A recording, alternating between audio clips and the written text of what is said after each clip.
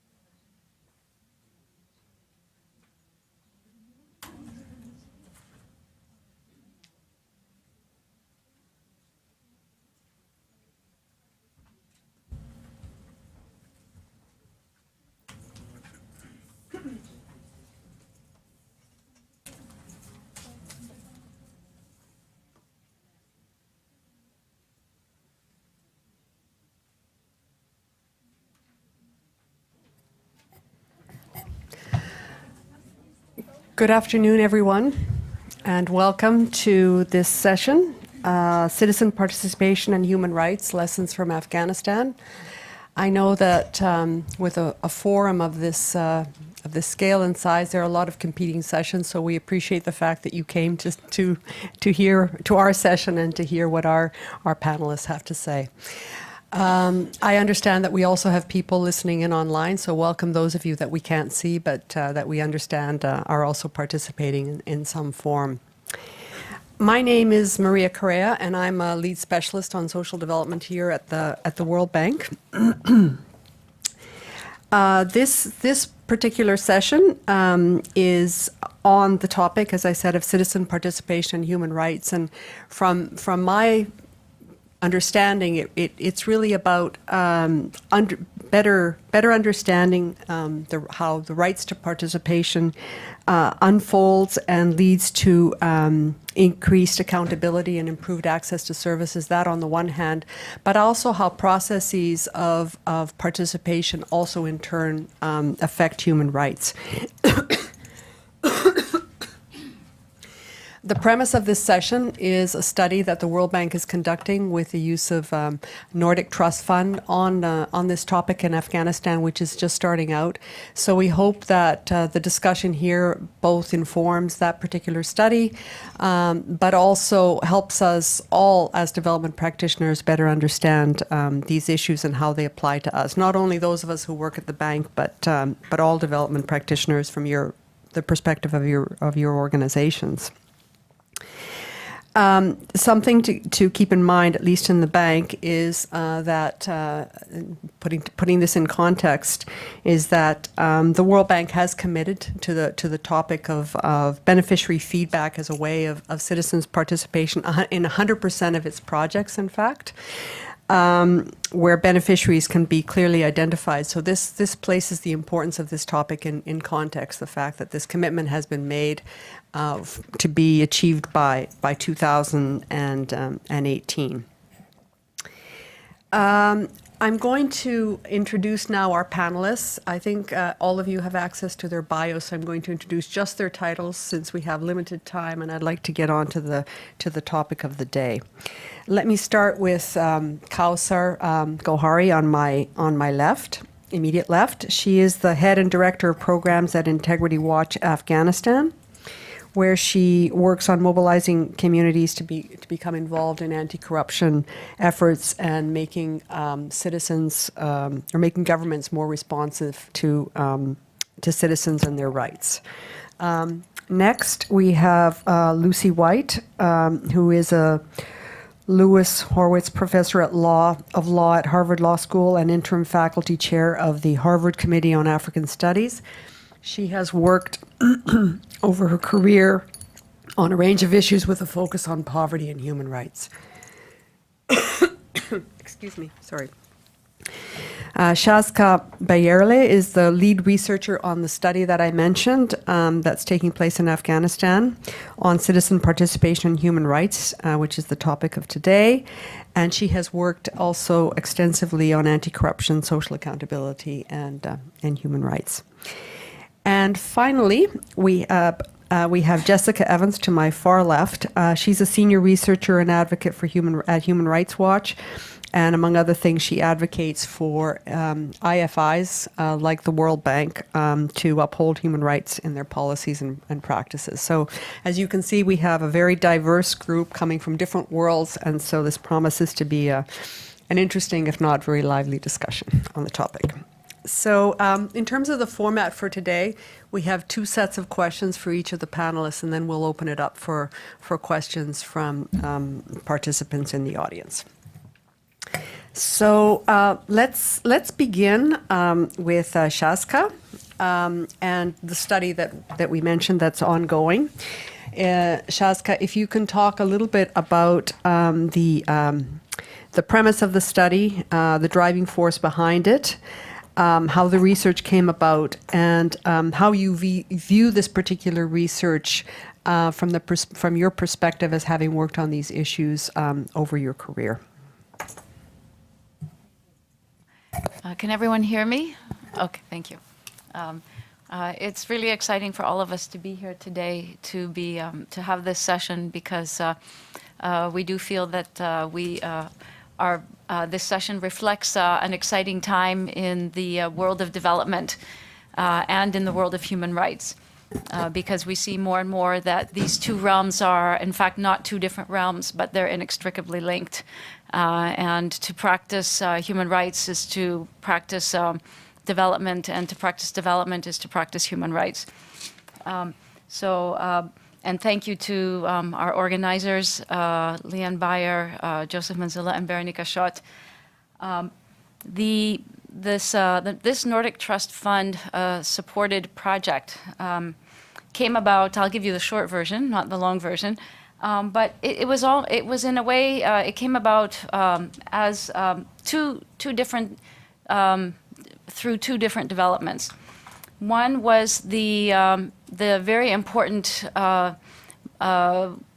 move within the World Bank to, in fact, develop a policy and implement a policy of citizen engagement, this citizen mandate within the bank, and also the 100% feedback loop. This is something that really is very important, and in a way, I'm not part of the World Bank myself. I'm not a World Bank employee. So as an outsider, I can say that the implications can be quite revolutionary and important. So in one respect, this is how this research came about. The other element to this research was the reality that that's growing within the development world and in the anti-corruption world, that in fact citizens organized in different types of grassroots, civic initiatives, social movements, campaigns, are actually essential in the equation to impact poverty, to impact corruption. And that this bottom-up element is very important and can very synergistic with traditional top-down measures.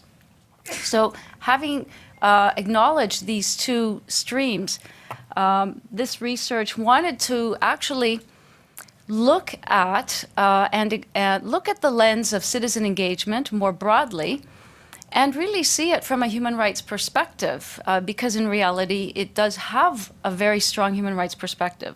So in a way, one can realize that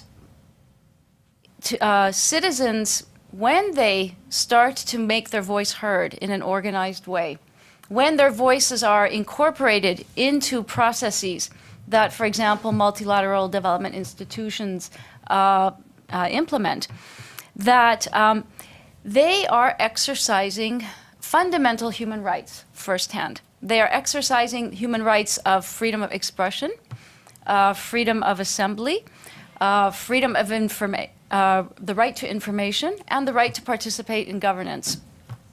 Secondly, what are their objectives when they exercise and we could say claim these rights in their societies? Their objectives are to impact the types of oppressions and injustices that are depriving them of human rights. So that can be lack of adequate public services and social services, such as education and healthcare. It can be access to justice and rule of law. It can be protection from security forces rather than exploitation and extortion by security forces. So in a way, we saw all of this as truly something that in which, from every dimension, there is a strong human rights component. And so we want to highlight this human rights component into something that we have not really looked at from this angle before, and yet it's so important. And for the World Bank, we see that this is very important because the bank's mandate to eradicate poverty is ultimately a fundamental is tackling a fundamental human right to live free of poverty. And the bank's new and developing and evolving mandate of citizen engagement is a part of fundamental human rights, of freedom of expression, right to information, freedom of assembly, and participation in governance. So I'll stop there, and I hope that gives you a little bit of an overview of what's driving those of us who are involved in the project. Thank you for doing it so succinctly and providing that that background, which is really important. Let's move now to Kausar. You actually work on these issues on the ground in Afghanistan, working on community monitoring and helping to mobilize communities. Can you give us an example in practice of how citizen participation, human rights development actually work in a particular context in Afghanistan? Sure. I guess in the beginning, I have to give you a very quick introduction to Integrity Watch Afghanistan, the organization I'm working for. Integrity Watch Afghanistan is an Afghan NGO established back in 2006 with this basically idea of mobilizing communities to have oversight about government activities in infrastructure sector. I mean, according to many reports published during past 10, 12 years, infrastructure sector has been one of the sectors that massively wasted all the fundings, donor money for, in construction projects. Many of the, basically, I mean, the sector is dominated by corrupt practices from contractors, donors, and and government authorities, and so on and so forth. So the idea was, again, to mobilize communities to have to basically monitor the infrastructure process and make sure this construction process is done according to the standards and to the is compatible with the needs of the communities, and then the materials used in the construction projects again, as I said, meet the standards in order for these projects to be sustainable for at least for a while. The monitoring of infrastructure then later was developed, was expanded to 3 more areas. Community-based monitoring of courts, community-based monitoring of schools, and community-based monitoring of extractive. In all 4 programs that are implemented in something between like 6 to 9 provinces in Afghanistan where there is a relative security, as I said before, we mobilize communities and then we provide training for them to basically provide these skills for community members to monitor government activities and demand the changes they want to see in the service delivery of all these sectors. The community-based monitoring of infrastructure in particular, I mean, University of California has done a study on it and then found that the program has been effective in terms of bringing transparency and accountability into the process of, into these construction projects being implemented in the provinces that we did monitoring on. I would say in all 4 programs, there are different elements of human rights involved. I mean, what we actually focus on in promoting this anti-corruption, the culture of basically anti-corruption, and the campaign we have against corruption is empowering ordinary citizens about, I mean, again, provide training for them, awareness raising in order to make sure that they understand what their rights are, and then second, demands those rights from government, authorities. So, what has been very unfortunate during past few years in Afghanistan, due to various reasons, conflict, insecurity, and so on and so forth, there is not this sense of, ownership about what government does and what citizens can demand from government. The channel of these fundings and, donor money also in the country have created this massive dependence to the basically actors that don't necessarily play a role in this democratic process of the relationship of government with citizen and things like that. So it's really difficult to again focus on communities and basically create this sort of demand in them. They don't feel any attachment to government. They don't again demand what was lacking in their life. So during the past few years, during this implementation of all these 4 programs, however, we have been able to establish this. And for instance, in our court observation program, for instance, we constantly hear this from people that, they think that ordinary people cannot attend court sessions, especially they think women cannot attend any court session.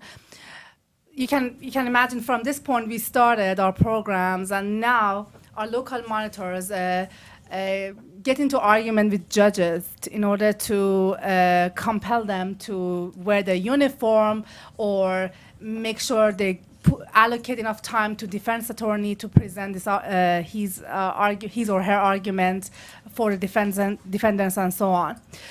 So it might be a sort of indirect way, but all these programs, in a sense, promote citizen participation, and in the long run, what we intend, they contribute to the, improving the human rights and, the basically they will contribute to transparency and accountability and integrity in Afghanistan, which again, in fact, it will contribute to the improvement of human rights situation in the country. Thank you. Thank you, Kausar. We already get a flavor for some of the issues in practice. in the context of Afghanistan. Let's turn now to Lucy and talk a little bit more broadly. Shaska said that in her opening remarks that there is an awareness of that the lack of human rights affects people's lives and access to services.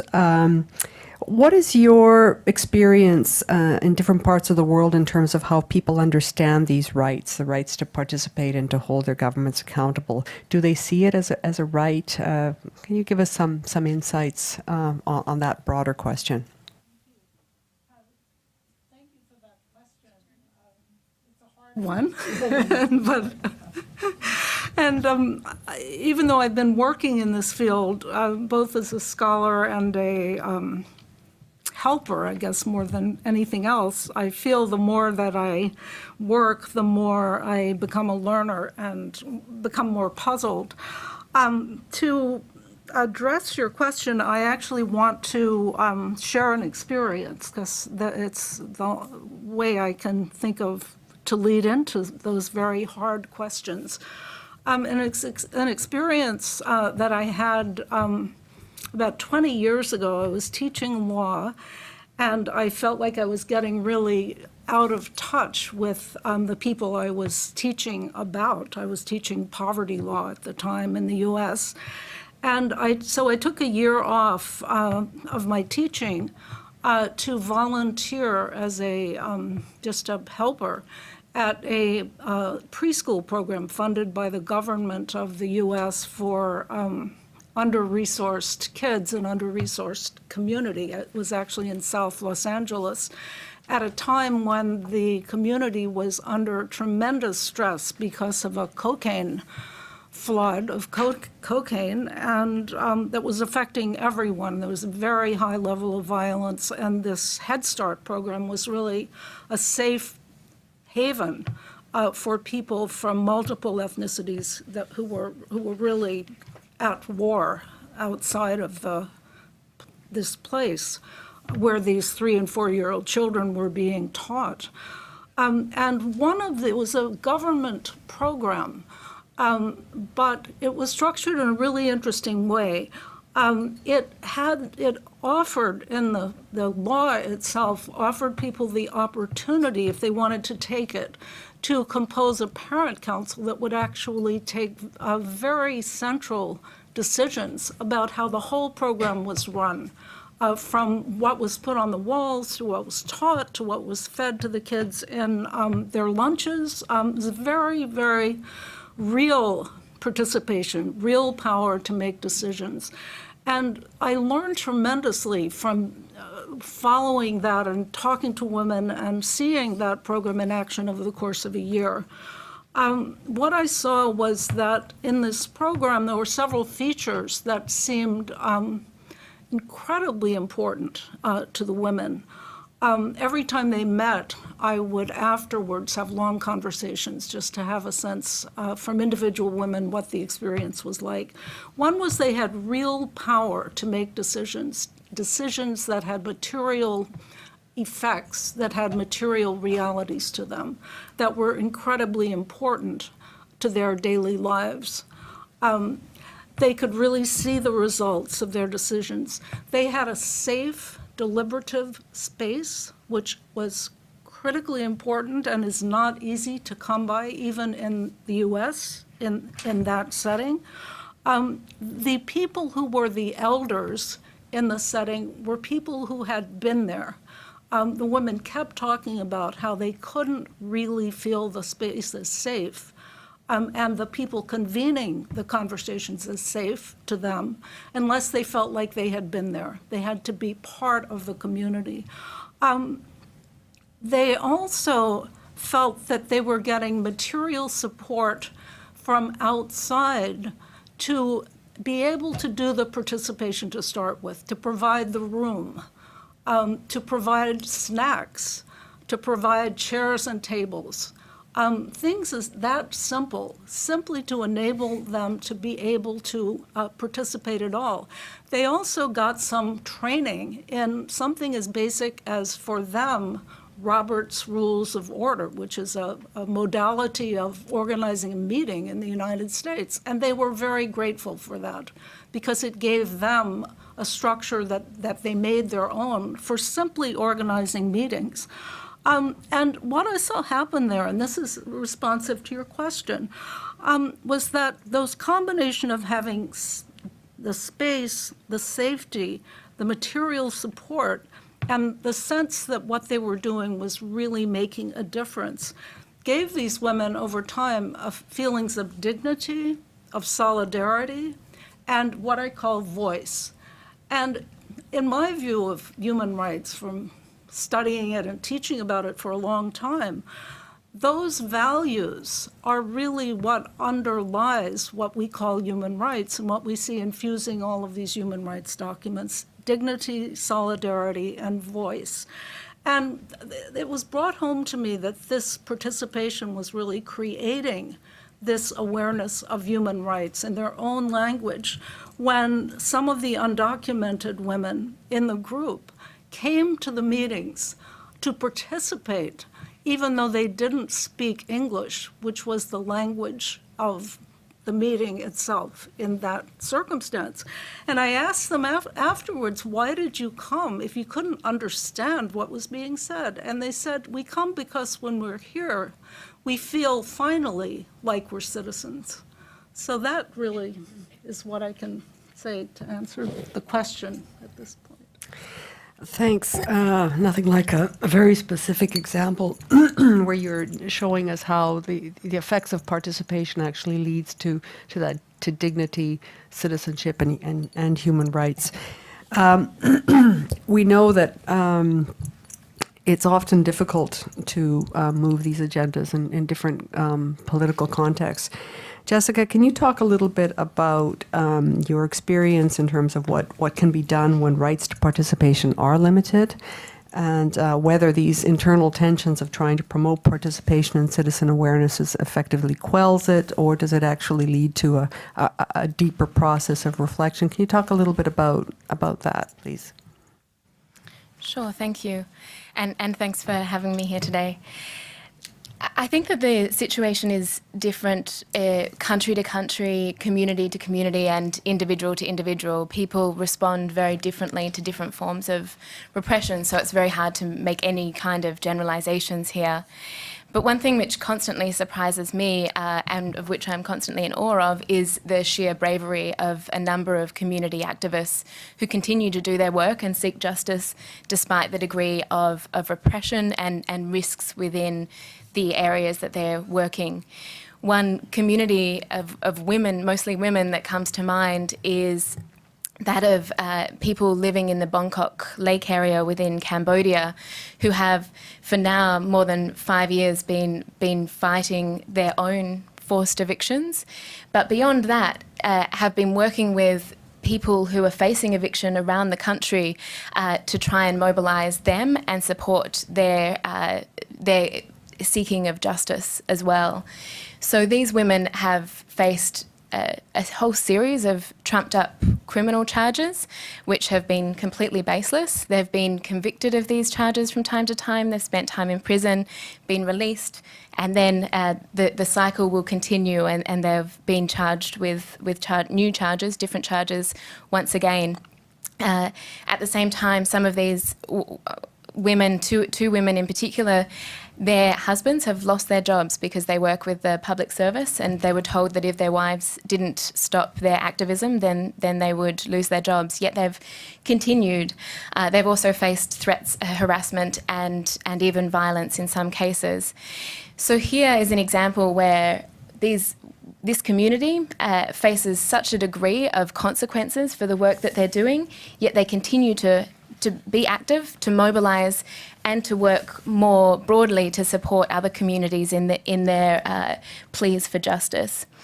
What I think is key here, apart from these women being just amazing people themselves, is first of all that they're fighting for their own livelihoods, and they see that others are fighting for their own livelihoods. So they don't really see that they have a great deal of options. They need to do the work that they're doing in order to survive. And then secondly is that they've spoken about the degree of support that they feel from the international community.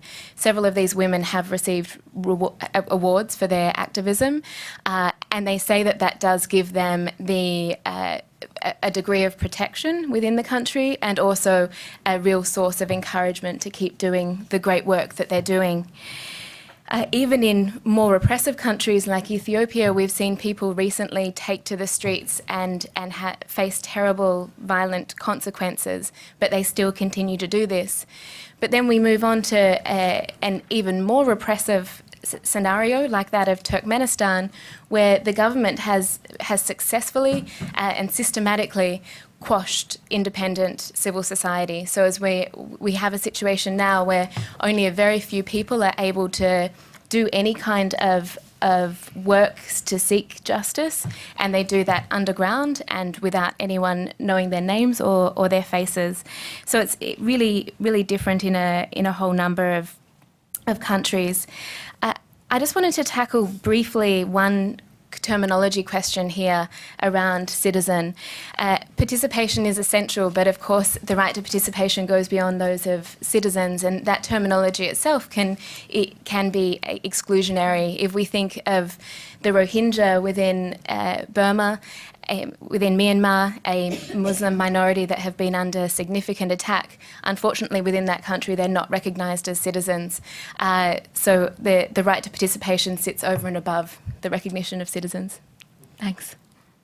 Very important example. Thank you. Let's turn now to Kausar.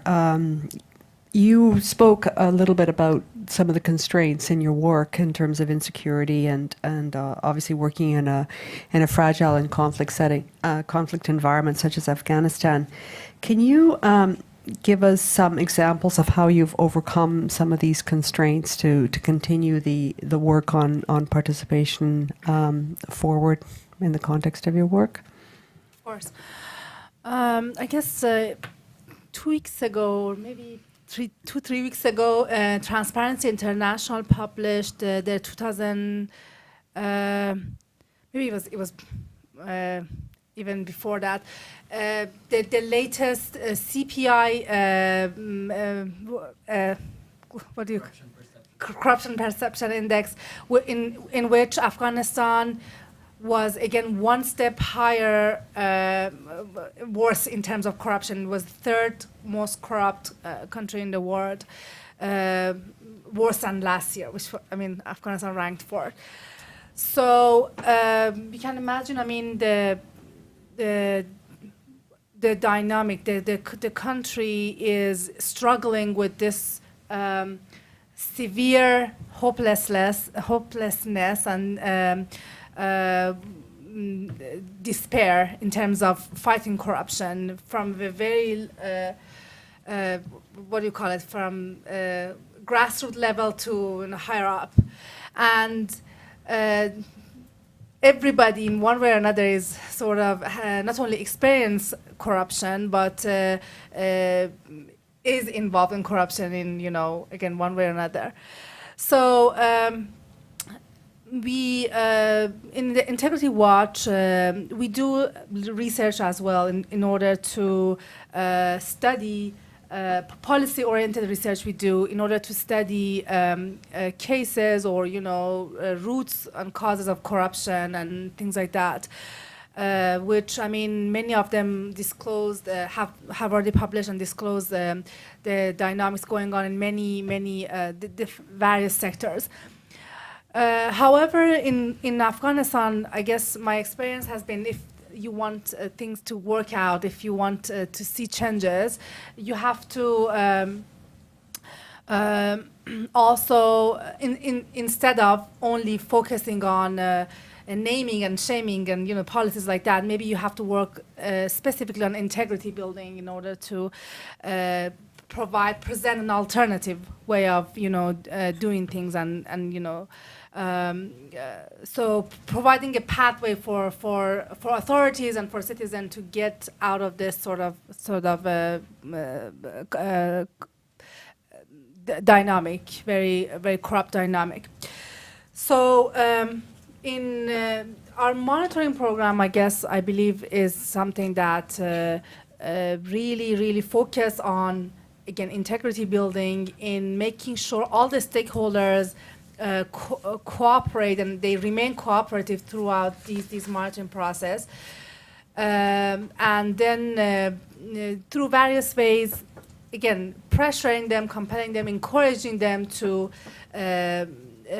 follow the standards we define as, transparency standards and, accountability standards and so on and so forth. So, as I said, in implementation phase of each of these monitoring programs, course schools, extractives and infrastructure, we really do our best to make sure all the stakeholders are involved and they're aware of the basically implementation of our monitoring programs.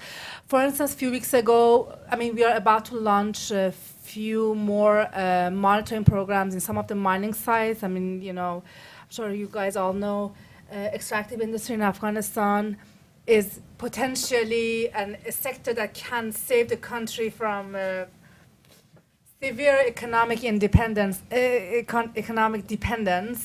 and can bring loss of, considerable revenue and employment to the country. However, the sector has been, pervasively dominated by corruption and following that insecurity. So we make sure not only we contact government authorities, but we also directly contact companies and community members, community influential leaders, and again the various stakeholders, and again make sure all the parties know about what's going on and are aware of this monitoring programs we intend to implement. The second, I guess that's one key that I think we so far have been able to maintain our program in a reliable sort of base, in order to make sure these programs sustain for a while and communities are involved in this monitoring process. Second, I guess we have a little. We give a little bit of flexibility in terms of the different approaches communities can choose in order to deal with their own problems and solve their issues. For instance, in our school programs, again, Ministry of Education ranked third in various surveys in Afghanistan in terms of the most corrupt government institution, between third or seven. And the issues in Ministry of Education and in the school system are basically overwhelming in terms of all the issues that I don't think they're unique to Afghanistan. Ghost teacher, ghost schools, ghost students, to not distributing the textbooks, and the crazy issues in education sector.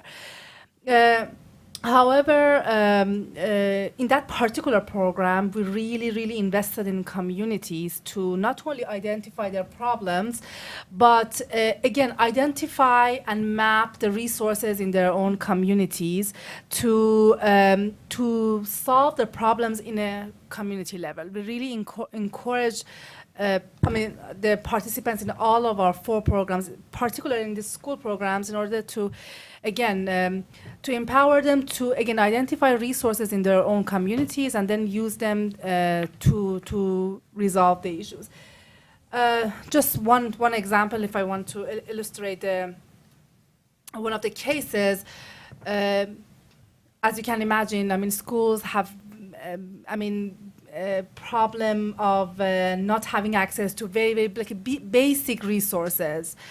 One of the schools in Parwan province, where we actually launched our school monitoring program, they massively registered. They double or triple the number of students registered for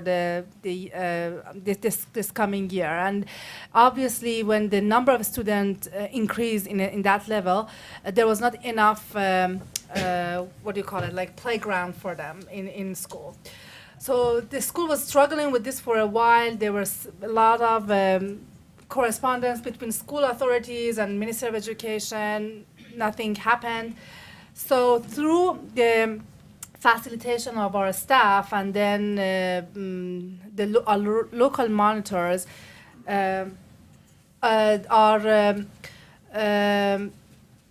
basically they could identify a landowner whose land was exactly attached to a school, and then for a while they were struggling whether they should talk to this guy or not. And finally they did, and this person donated the land to school, which is unheard of in the context of Afghanistan.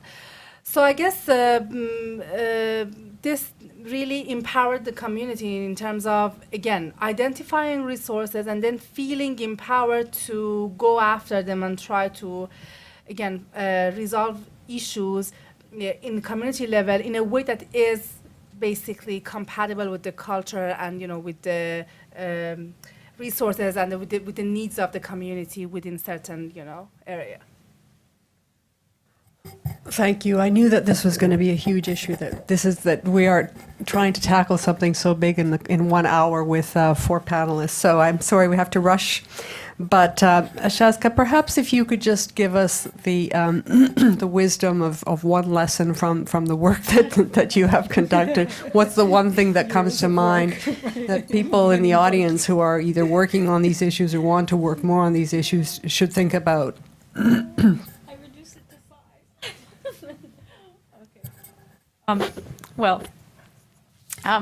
Can I just explain my research in 1 minute? Sure. Okay, so I conducted a very large research project that took place over several years to find, document, and analyze cases around the world where citizens and communities were mobilizing and engaging in different types of nonviolent activities to basically tackle corruption. And what I found more often than not is that, and this I guess will be my one takeaway. Well, but by the way, it resulted in this book. I can't help but plug it. So that's the takeaway. So the takeaway is that this was happening in the places where one would not have expected it to happen. It wasn't happening in the easy places. It was happening in the tough places, the places that are the focus of this Fragility Forum. It was happening in places that had come out of violent conflict, in which there was massive poverty, very low rates of education often, huge levels of corruption that impacted people in their everyday lives, places where there was a lack of rule of law. So, in fact, it was happening in the places that were not easy and they were tough. And so in these places, it was citizens who actually were demonstrating themselves that they had this capacity to exercise their rights and demand their rights. And they did it in a way that they translated it into what mattered to them in their communities, as the example that Kausar gave in terms of education. And so I think there are rich lessons that we can learn from this in the practice of development that is led by international institutions. So I cheated and I combined 2 lessons or takeaways into one, but I hope that's okay. But an important lesson, and I think it reinforces what Jessica had said earlier, which is in the least expected places, maybe because people have less to lose. Exactly. Yeah. So, okay, let's move now to Lucy. I think you already talked about this in your earlier comments. The fact that the difference between civil and political rights as compared to social and economic rights. I mean, these are thought to be interdependent, and our assumption is often that we need to think about the social and economic rights first, the basic needs, before we promote the civic and political rights. You already gave a bit of an example of that in your, or you talked about it in your previous example, but any further comments on that we would find helpful? One further comment, I think the hardest challenge to the indivisibility, which I totally believe in, is the situation of people, and you see this in Africa, people who are really, really short of food and in a position where they simply cannot engage at all in participation. And what I've seen there, which we haven't talked about, and this is best exemplified in the right to food movement in India, is coalition. We haven't talked about that at all, where we have multi-stakeholder coalitions, each one middle-class people, lawyers, doctors, poor people, communities coming together and using human rights as a strategic tool to build the capacity of those who are not with food, who simply don't have the food that they need. So. Thank you for that. Okay, let's now turn to Jessica for a final comment, and then I think we actually may have some time for questions. Jessica, you watch organizations such as the bank. So can you tell us about your perspectives on how the bank is doing and perhaps some areas of progress that you've observed? Sure, and maybe some areas where we can observe some progress in the future, hopefully. Of course, in terms of progress, building on your introductory remarks, of course, the high-level statements that are coming from President Kim around the importance of citizen feedback and participation are incredibly important. And we add to that the great research that the bank has been doing on these issues for many years now, which has drawn a correlation between public participation and more effective development initiatives. And the bank itself has found that when there is an enabling environment for participation in countries, and then people can hold the government to account for providing the services that they're promising to provide, then we do see better development outcomes. I think that's incredibly important research, and research that I hope keeps being built upon. Secondly, there are certain instances within the bank in which creative task team leaders, those that are managing development projects, find creative ways for bringing in participation of those that will be affected by the projects that are being proposed in really challenging environments. And from those few great examples, I think that we need to broaden them and learn lessons and be more systematic in ensuring participation.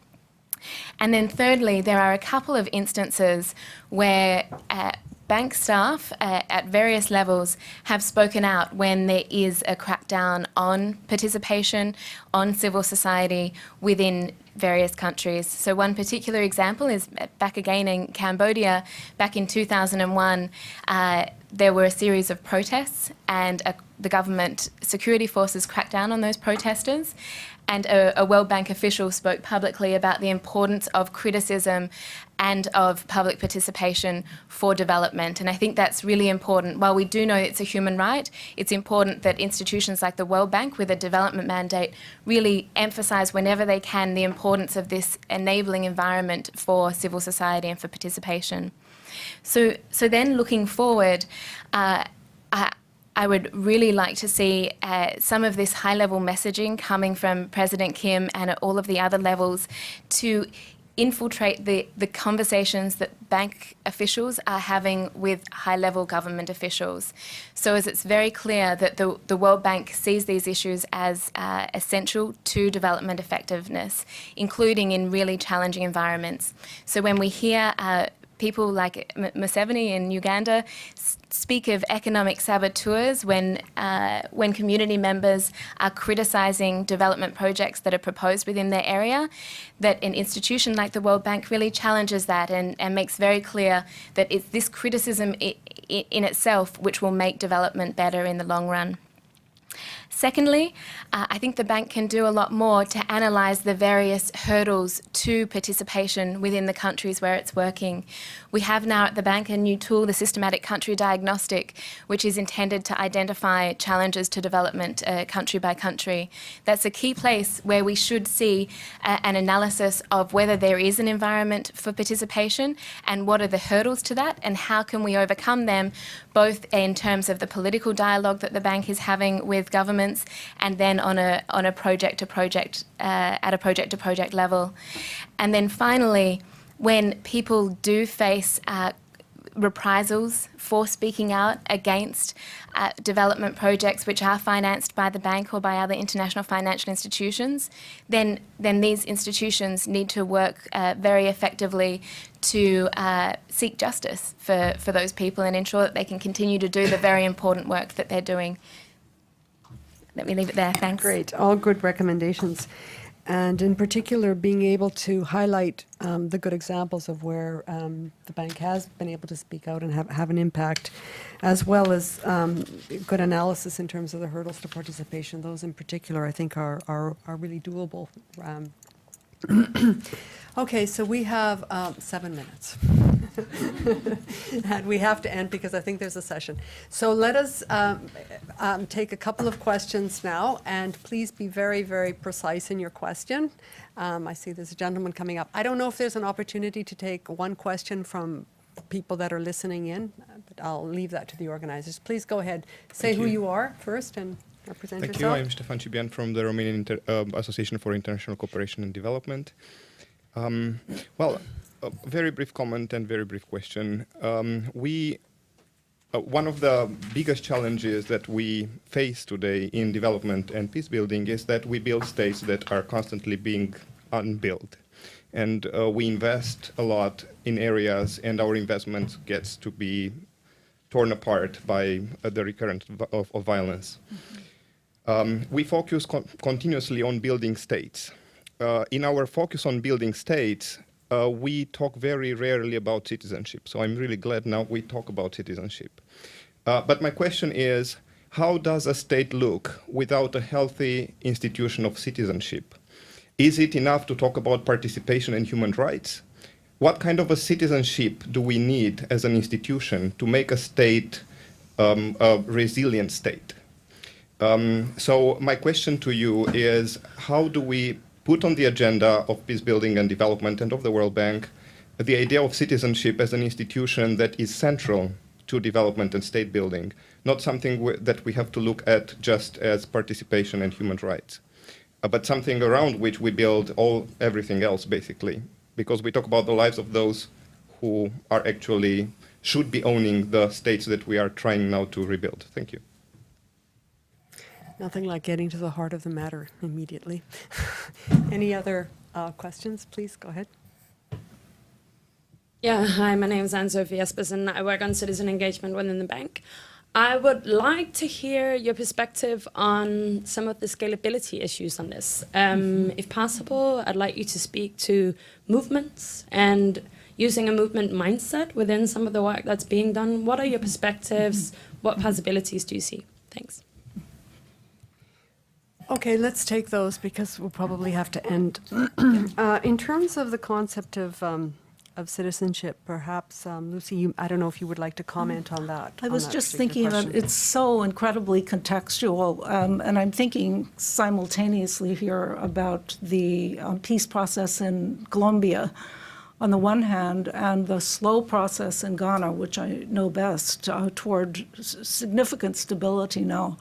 In Ghana, it took probably 20 years post-violence before they were ready to write their first constitution. But the constitutional process was an incredibly important foundational process after 20 years of transition. In Colombia, they're being very thoughtful about doing a peace process and a constitutional revisiting the Constitution at the same time through the fact that the peace process is itself very carefully orchestrated to build engagement and inclusion, and I'd prefer to use inclusion than citizenship in the narrow sense. So the peace process is very deliberately being integrated with the constitutional revision. But I think it's, talk about contextualized. You have to be very contextualized. The worst thing you can do is to slap constitutions onto countries from the outside, which we know too well. Great. Thank you for that perspective. Perhaps, Shaska, I don't know, based on your experience, can you make any comments about the scalability question? Because I think that's obviously a very important one. Yes. Scalability is something that can be considered in terms of drawing lessons and inspiration rather than direct copying and searching for a magic formula that can be replicated over and over again. So, for example, and to go back to Integrity Watch Afghanistan, what was developed there in terms of the community monitoring is something very sophisticated and dynamic and rife with creativity on the part of communities, was something that drew inspiration from, for example, the right to information movement in India. For example, programs that were launched by the Aga Khan Foundation in Pakistan actually also drew inspiration from Afghanistan itself. There was the special government mandated reconstruction and development, some special program which Kausar can also mention, and it actually drew inspiration from social movements. So, for example, then in Kenya, the 6-step social audit, which is something that is directly, actually very deliberately combining, looking at the exercise of human rights to tackle poverty and corruption. They drew inspiration from the right to information movement, social movement in India. But in each of these cases, I think an important lesson for development actors is that there was, for example, an overall framework that was developed, but that was not rigid. And within that framework, at every step of the way, it was the communities that, and the people in those communities that actually put, if you could say those are the bones, put the flesh onto the bones. And each initiative was different. So when I was interviewing one of the founders of Integrity Watch Afghanistan, he told me every single community monitoring initiative is unique, even though it has a very well thought out strategic framework. So in terms of scalability, I think the lesson is that we don't need to look for something that's rigid, that follows a very strict set of steps, because again, that is an external actor coming in and trying to place something onto a community in which context is absolutely critical. But what we can look at are these lessons, and the lessons are some of the things that came out of what has been discussed, that you have enabling things that can be done, that information is provided, that there's an effort to bring together different parties to the conflict or the problem, authorities, citizens, communities, civil society groups.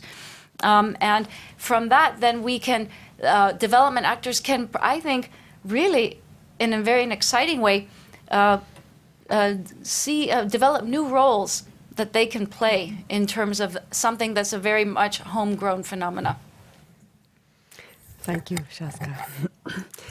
We have to end here, but I want to leave you with just the one thought, which I'm left with which is, I guess it was also Shaska's comment that her lesson, her parting lesson, which is that this kind of work is happening in the least likely places, and I think this is obviously very relevant for a forum of fragility and conflict forums. So I'm leaving on a very, very optimistic note. I would just like to thank very much indeed all of our panelists, Jessica, Shaska, Lucy, and Kausar, for coming together. Women's panel, apparently, which is not very common among human rights, for taking the time to come here and think through these very complex and challenging processes, and for inspiring us, as you said. With inspiration comes replicability. So thank you very, very much. It's been wonderful to meet you, and it's wonderful to hear your perspectives. Thank you. Thank you for coming. And a real hand. And thank all of you for coming, and all the best with the Afghanistan study, and all the best in your work on social accountability and human rights. We're